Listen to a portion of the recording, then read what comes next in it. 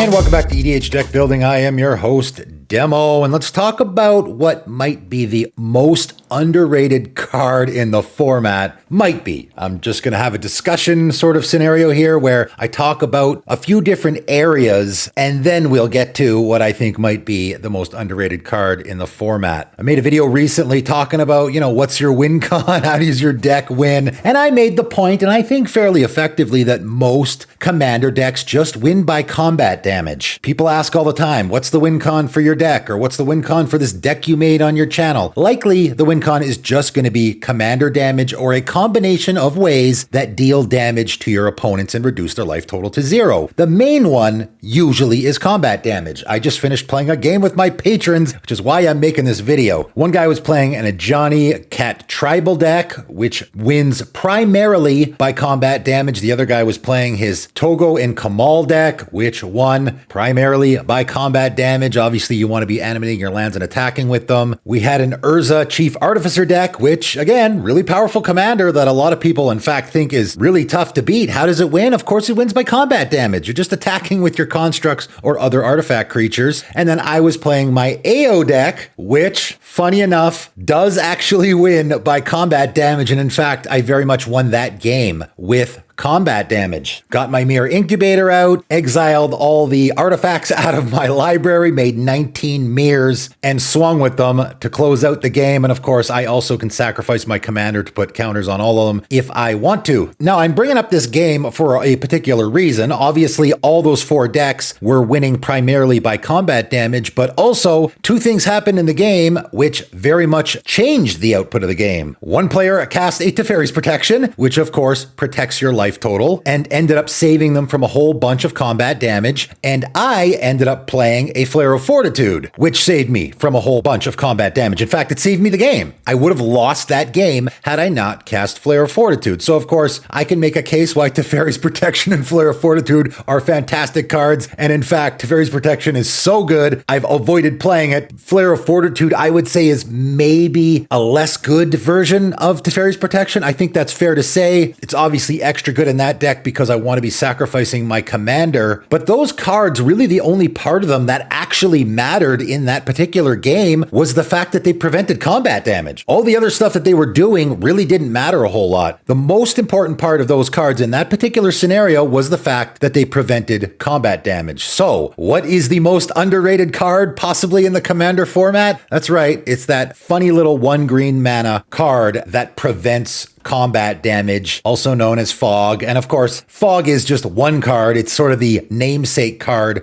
of what we're talking about here. Just prevent all combat damage that would be dealt this turn. Obviously, there is 1,000 different options, mostly in green, but there also is some in white. And in fact, there's even a black one. If you've ever seen Darkness before, it is doing exactly that. These kinds of effects. So I guess it's not specifically a card, but the Fog effects actually, again, I just think about the game I just played. The outcome of that game would have changed drastically if anybody had a Fog effect in hand. I think often people are using stuff like Teferi's Protection or Flare of Fortitude or effects like that just to prevent combat damage. Well, guess what? Fog is only 1 green mana, and it will do just that. Just like I talked about in my Teferi's Protection video, how a lot of people will just blow their wad on one big turn, right? That Crater Hoof attack, whatever it might be, and how Teferi's Protection can very easily change the outcome of a game just by casting that spell. Sometimes, because that big play is happening, casting a spell like that can very much change the direction of how the game goes. And yes, Teferi's Protection also works against a lot of other things, particularly board wipes, which a Fog isn't very helpful for. But I would go out on a limb to say that I think most of the time people are using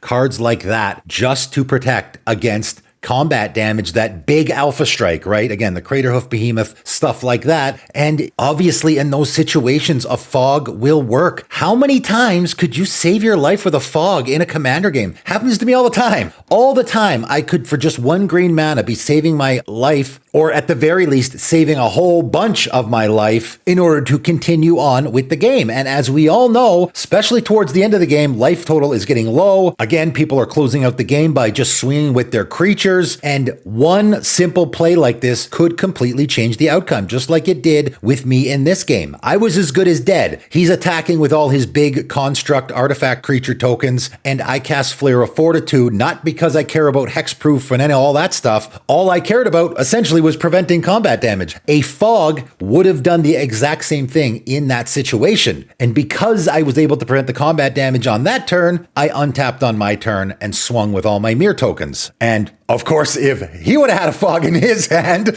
he would have prevented all the combat damage that I was doing, and then he could have swung back and killed me, right? So basically, the entirety of that game would have been changed by whoever had a fog in their hand, or a fog-like effect. That's basically what I'm talking about here. This video is basically a part 2 to my How Does Your Commander Deck Winning video that I just did, because as I pointed out in that video, most decks are winning by combat damage, at least in the casual commander format, they're winning by combat damage.